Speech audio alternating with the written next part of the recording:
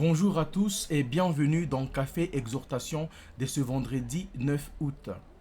Aujourd'hui, l'opportunité me pousse de parler de la femme de vertu comme l'Afrique du Sud célèbre aujourd'hui la journée nationale de la femme.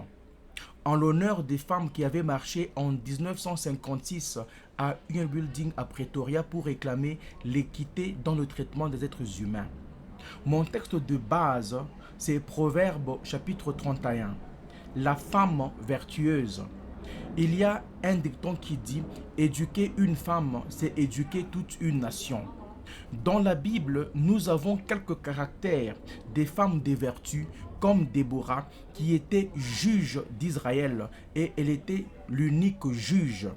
Elle était une femme, leader national, comme président de la République ou chancelière, qui avait apporté la délivrance à son peuple. Elle était prophétesse, elle était femme mariée et elle était aussi mère. Et Déborah a su jouer son rôle à tous les niveaux. Il y a aussi d'autres femmes de vertu comme Marie et Marthe.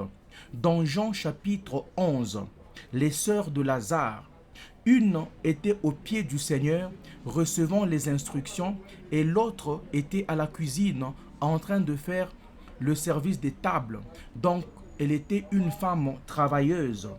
Pour moi, ces deux femmes, c'est-à-dire Marie et Marthe, sont le caractère d'une seule et unique femme qui doit connaître la pensée de Dieu et être capable de rendre service à sa communauté.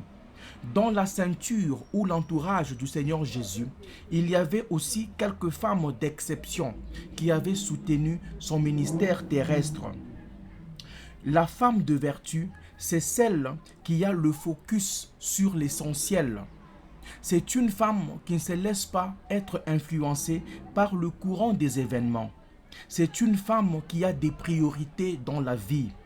La femme de vertu n'est pas celle qui est tiktokeuse.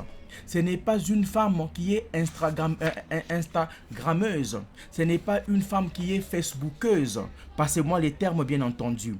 La femme de vertu est celle qui est consciente des défis qui sont devant elle, comme la femme ou comme les femmes de 1956 ici en Afrique du Sud, qui ne pouvaient pas laisser le système d'apartheid les aliéner dans leur propre pays et les pousser à avoir des passeports internes pour se déplacer d'une ville à une autre. Elles ont fait résistance et elles ont confronté le pouvoir qui était en place à l'époque. Chaque société a ses défis et chaque période a ses défis. Les défis de notre temps sont les suivants. Il y a les foyers dysfonctionnels, il y a les mariages dysfonctionnels, il y a la délinquance juvénile, l'homosexualité dans tous les milieux, politiques, religieux, professionnels, éducationnels, le monde des affaires, la criminalité et la pauvreté criante bien-aimée.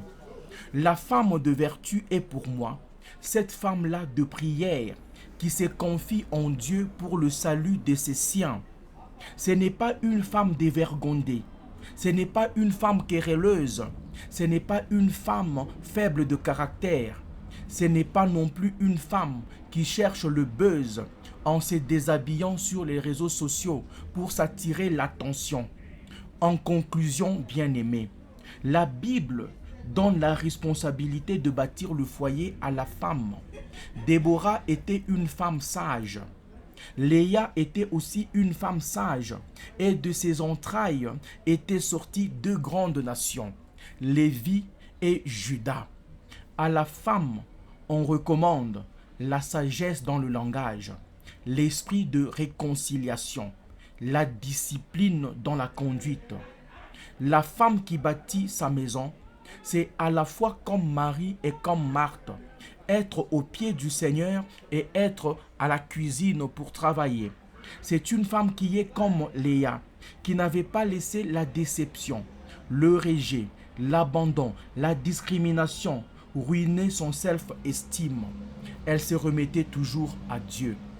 Bonne fête de femmes à tous. C'est Café Exhortation. Que Dieu bénisse. Bye bye.